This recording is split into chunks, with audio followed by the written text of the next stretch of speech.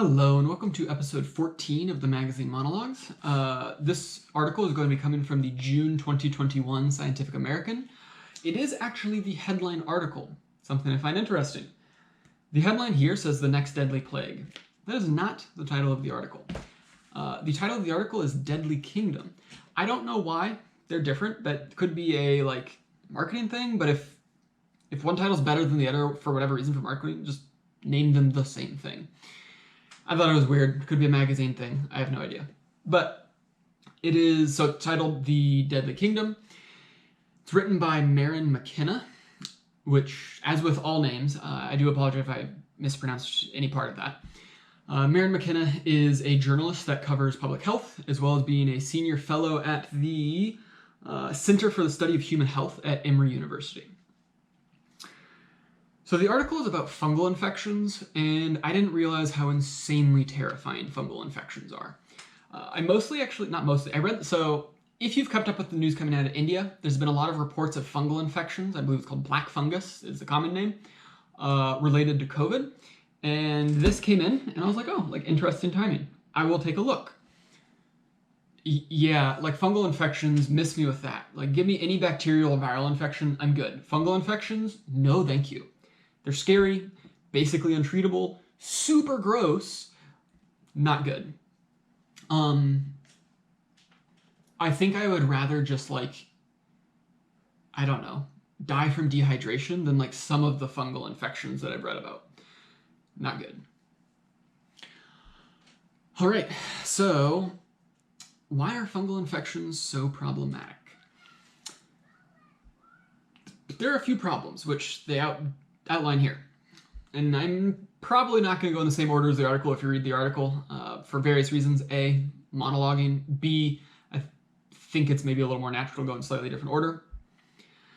Reason number one, it is very, very hard to create antifungal medicines because, and I didn't know this, but the last and only biology class I took was freshman year of high school.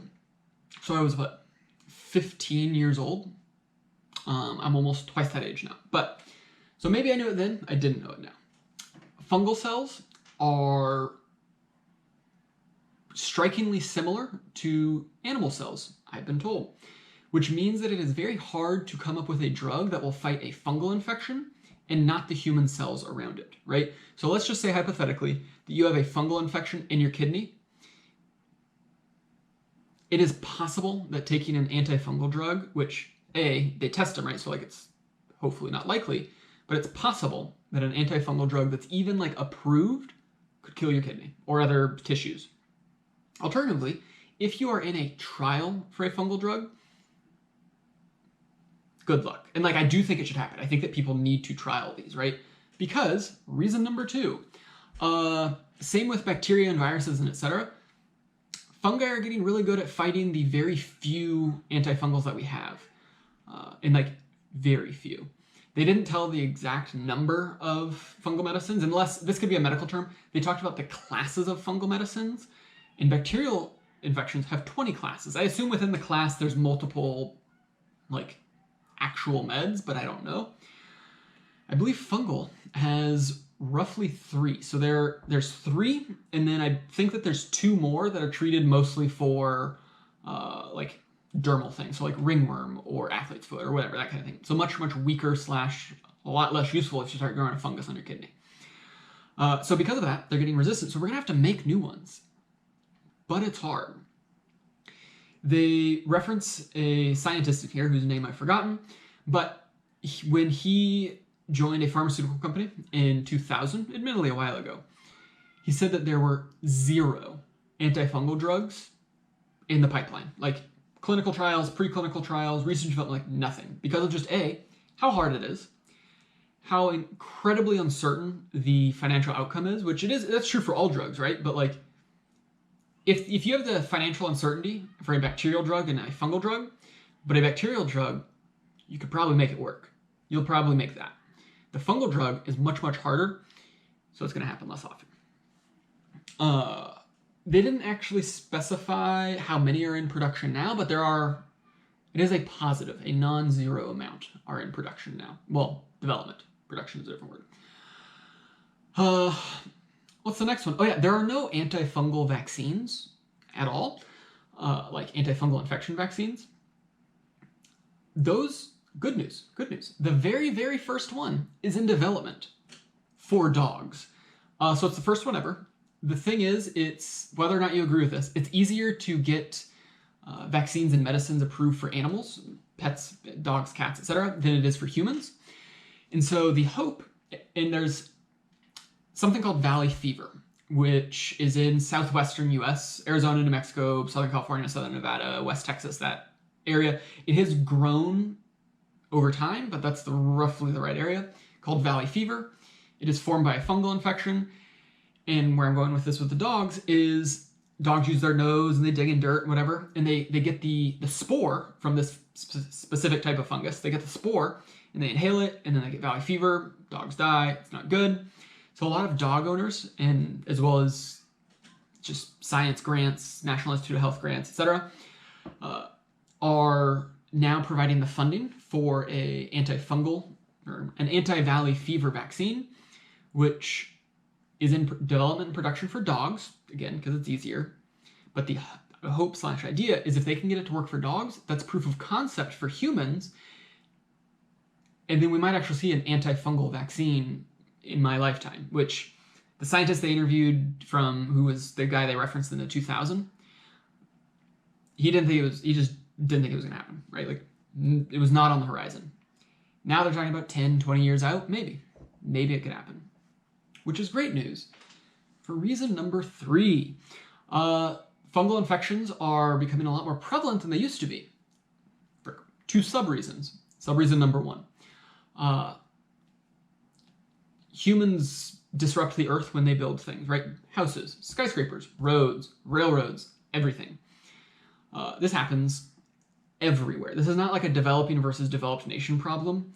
If I build a house in Southern California, arguably a developed nation, that's going to disturb the earth. If I build a house in, Chad, arguably a developing nation. Chad is in Africa, for those that don't know. Probably going to disturb the earth. What if you go somewhere in the middle?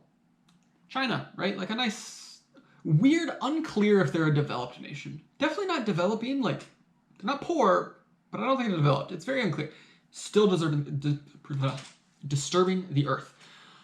So when you disturb the earth, you push up the spores. If it's a fungal spore that comes from a fungus that causes infections, sucks to be you. A lot of these fungal infections they reference have really high mortality rates, like 50% plus on like all of them. The internal kind of ones, right? You'll have athlete's foot or ringworm. That's not going to kill you. It's not going to kill you. But what is it? Candida asperis? Is that what? No, Candida auris or aspergillus, or the one that causes valley fever, which I don't remember off the top of my head, or the one that causes black fungus with the whole Indian situation. None of those are good. So that's reason 1, and that just happens, right? Like, I'm not against that, right? Like, you have to build things. It happens. Reason number 2 is, for a long, long time, the fungal infection, the human immune system is generally very, very good at fighting fungal infections, because fungal infections and just fungi in general don't like hot climates. So we get a fever, done. Like we beat a fungal infection. So for a long time, let's say, I don't know, the first few millennia of human habitation, only the people with bad immune systems were really susceptible. They didn't really last very long before medicine. So fungal infections were actually kind of uncommon. The last century and a half, we've gotten very good at keeping immunocompromised and immunosuppressed people alive. That is a good thing. Here's the bad part. Because of that, fungal infections are starting to mutate more, making them deadlier, harder to get rid of, harder to treat, harder to contain, like etc. Such as the Candida auris that I mentioned earlier, is more or less resistant to everything. And the CDC doctor the different part of the article that they were interviewing, basically talks about hospitals that get affected by it, which it's been rare in the US. I mean, rare being, 1,500 cases in 4 years. But if a hospital gets a case of it, it's like when I say withstand, I mean Clorox, bleach, cleaners. I'm sure acid. Like, I'm sure they try all sorts of stuff. The CDC says that hospitals have to just remove entire sets of equipment and like surfaces to just remove the fungal infection from their premises because it is insanely difficult to get rid of. So that's terrifying.